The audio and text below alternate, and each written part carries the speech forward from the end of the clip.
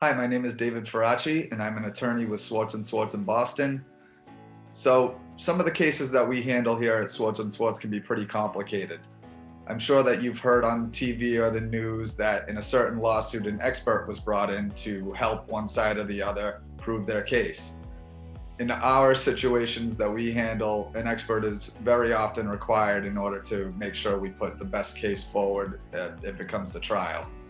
There are a couple different examples of cases that require an expert that we handle. For example, in a products liability case where you may have been injured by the use of a product or a machine, it's important to have an expert who can explain why the product was defective and how it could have been made safe and how the defect actually caused your injury.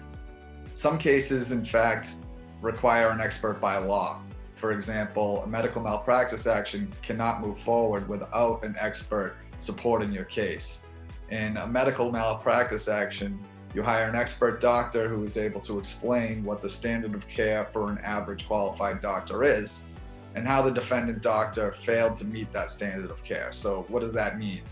A doctor is supposed to treat a patient with a certain medical condition in a certain way, and if they do not meet that standard of care by failing to do something or taking a wrongful action, then they've caused the patient harm, and we need an expert to explain that to the jury.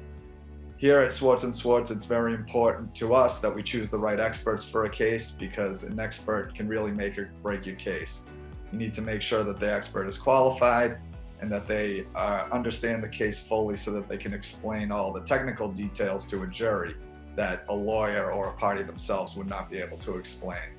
If you have any questions about whether your case would require an expert or what type of expert your case needs, the attorneys at Swartz and Swartz are happy to answer any questions you have and would be happy to help.